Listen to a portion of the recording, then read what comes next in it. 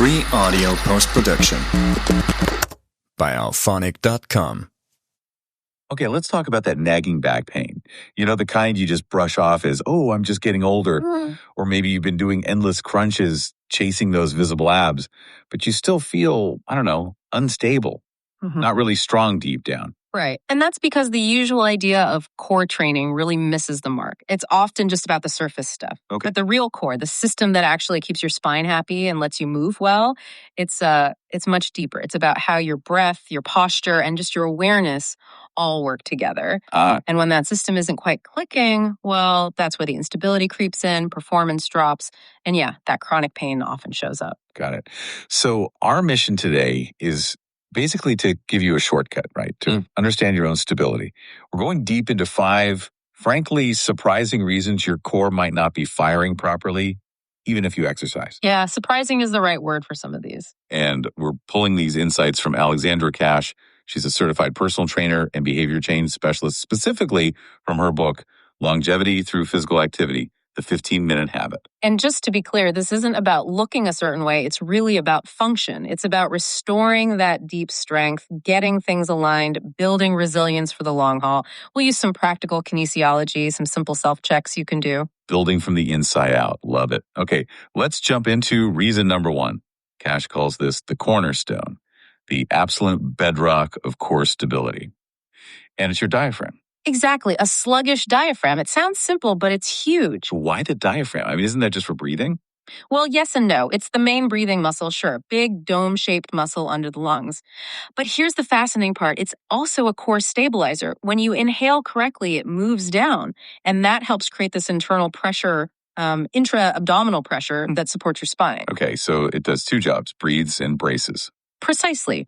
So if you're, say, chronically stressed, or just breathing shallowly up in your chest all the time. Which is probably a lot of us. Right. The diaphragm basically gets, well, lazy. It doesn't do its full range of motion.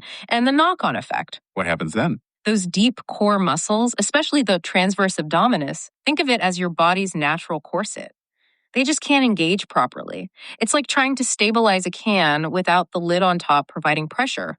If the breathing mechanics are off, core engagement is fundamentally limited. Wow. Okay, how can someone listening check this right now? Is there a quick test? Yeah, super simple. Lie on your back, knees bent maybe. Put your hands on your lower ribs, kind of on the sides. Okay. Now, take a slow breath in through your nose. What you should feel is your rib cage expanding sideways out into your hands, like an umbrella opening. Sideways, not just up. Exactly, not just the chest lifting. Sideways expansion. Then, as you exhale slowly through your mouth, feel the ribs draw back in and down. If you barely feel that sideways movement, or if it's all chest and shoulders moving, your diaphragm probably needs a bit of retraining. Right. So if it needs retraining, what's the fix? You can't just tell it to work harder. No, you retrain the pattern. Kosh suggests belt breathing. It's specific. Inhale through your nose for about 4 seconds, really focusing on pushing those ribs out sideways. Okay, 4 seconds in, ribs out. Then hold the breath gently for 3 seconds. Then a slow exhale through your mouth for 4 seconds, feeling the ribs come in. And pause again for 3 seconds before the next breath. Just 5 to 7 rounds of that. Focuses the mind too, I bet. It does. And you can add the hissing breath after the belt breathing or on its own. Just exhale slowly through pursed lips, making a soft hiss.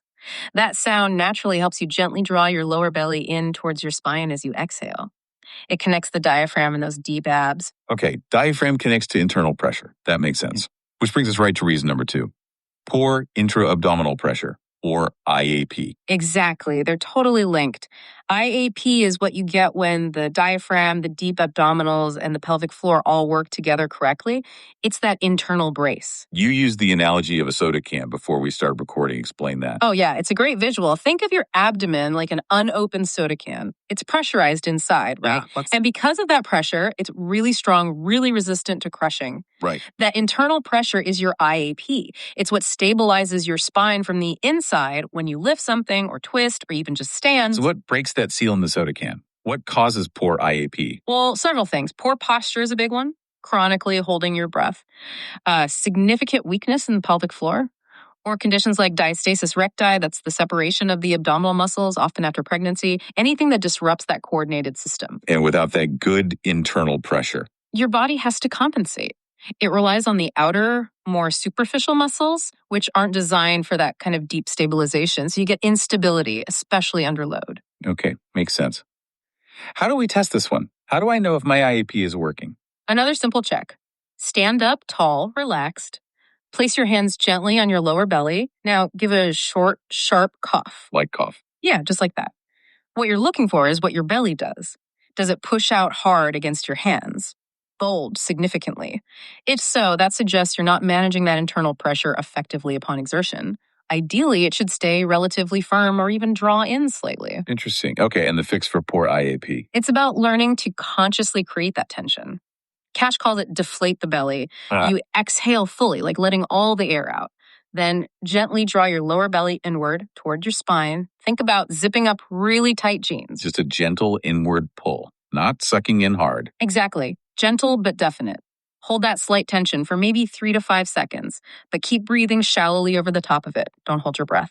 Okay, hold the tension, keep breathing. Repeat how many times? Aim for about 8 to 10 repetitions, and then, to make it harder, try doing it while standing on one leg. Adding balance. Yep. That forces your body to integrate that core tension for real stability. But, very important note here, if you know or suspect you have diastasis recti or significant pelvic floor issues, please see a physical therapist first. This needs proper guidance. Crucial caveat. Okay, we've done breathing, internal pressure. Now it gets, as you said, surprising. Yeah. Segment 2. Reason number 3. Gut issues.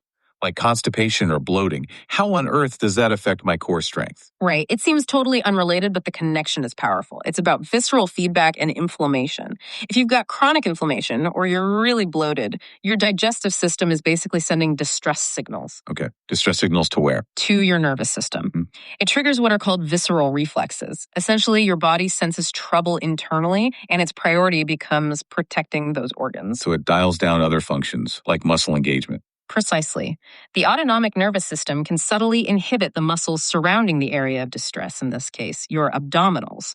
Plus, the physical pressure from bloating and the tension it creates in the fascia, that connective tissue web, it all physically restricts the abdominal wall from moving and engaging properly. Wow. So my gut feeling uncomfortable can literally switch off my abs. In a manner of speaking, yes. It reduces their ability to function optimally.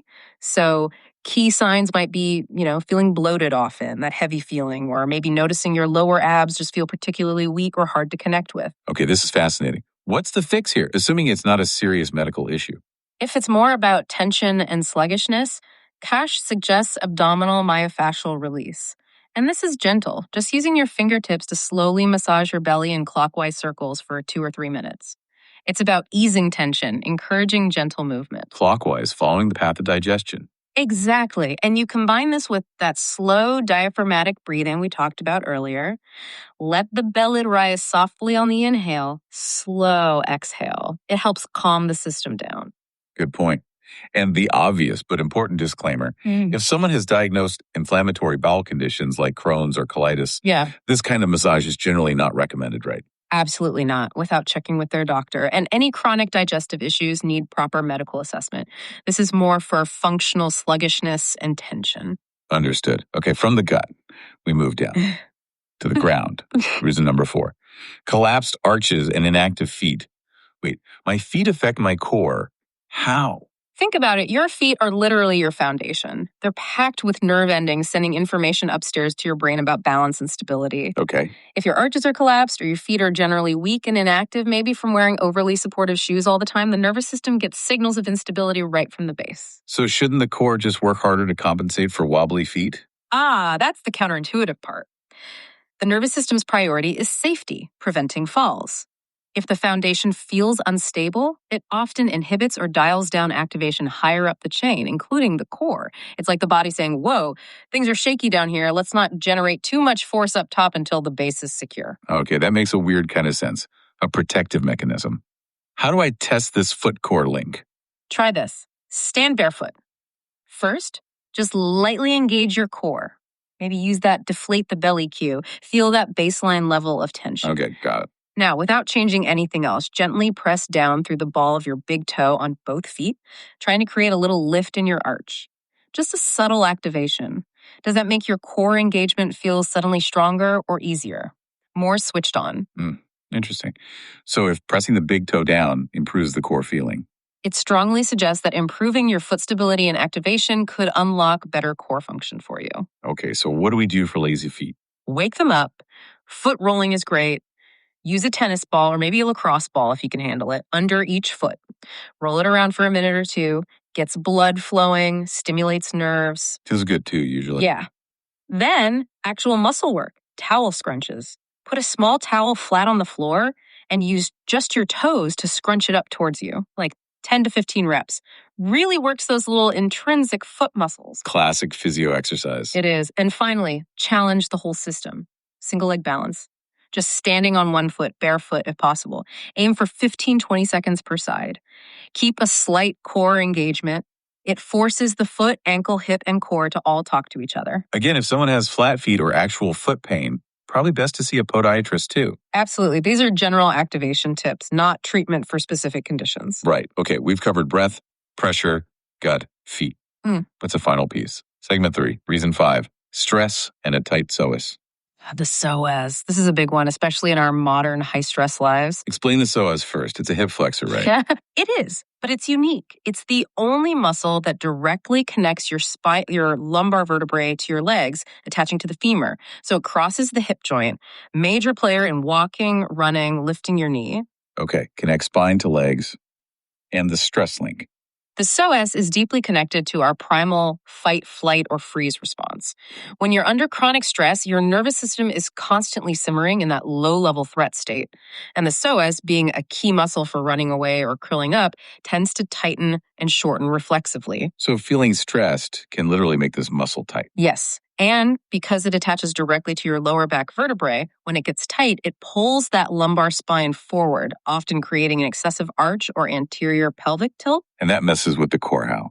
It puts the spine in a mechanically disadvantaged position for the abdominal muscles to work effectively. They can't brace properly against a spine that's being constantly yanked forward by a tight psoas. You could do crunches all day long, but if your psoas is locked short, your deep core stability is compromised. It just can't engage optimally. That's actually quite disturbing. To think my mental state is physically shortening a muscle that destabilizes my spine makes that chronic low backache feel less random somehow. It really highlights the brain-body connection, doesn't it? Physical symptoms aren't always just physical. Okay, the test for this one. How do we check for a tight psoas? Lie on your back, maybe near the edge of a bed or table, but the floor works too. Pull one knee firmly towards your chest, hold it there. Now let the other leg relax completely and try to extend it straight down towards the floor. What am I looking for? Can that straight leg rest fully extended on the floor or close to it without the hip hiking up or feeling a major pulling sensation in the front of the hip? If the leg stays lifted off the floor significantly or you feel a strong restriction, that's a good indicator your psoas on that side is tight. Okay, so if it is tight, what can we do? Stretching? Yes, but gentle, mindful stretching combined with breath. Cash recommends supported pigeon pose, bent leg in front, other leg extended back. You might need props like blocks or blankets to support you. Hold for 30 to 60 seconds per side, really breathing deeply into your belly to signal relaxation. And another option. The deep lunge, sometimes called a kneeling hip flexor stretch. 1 foot forward, back knee on the ground, maybe on a cushion. Gently tuck your tailbone slightly and shift your hips forward until you feel a stretch in the front of the hip of the back leg. Again, hold for about 30 seconds and focus on that slow diaphragmatic breathing. Let the breath help release the tension. Got it. And again, caution is needed, right? If someone has sharp hip pain or active back pain. Definitely. Deep stretching isn't always the answer if there's underlying instability or acute pain. Sometimes strengthening other areas first is needed. If in doubt, get assessed. Okay, so 5 reasons. Diaphragm, IAP, gut issues, feet, and psoas stress. It's amazing how interconnected it all is. It's not just abs. Not at all. It really paints a picture of the core as this incredibly dynamic, integrated system. It involves your breath, your internal pressure regulation, your digestive health, your foundation on the ground, even your stress levels and nervous system state. It all converges on core function. So thinking about longevity, about moving well as we age, what's the big takeaway from understanding these connections? I think it reinforces Alexandra Cash's whole philosophy, true strength and resilience, that pain-free longevity. It doesn't necessarily come from just doing more reps, more intensity. It often starts with doing better. Paying attention to these fundamentals. It might just be 15 minutes a day of mindful practice on breath or feet or releasing tension. It's about improving the quality of the system's function. Doing better, not just more. I like that. So we've given everyone listening 5 maybe unexpected culprits behind a core that isn't quite doing its job. The diaphragm, the internal pressure system, gut health, foot function, and that stress-psoas link. And crucially, the self-test to start exploring this in your own body. Exactly. Free audio post-production by alphonic.com.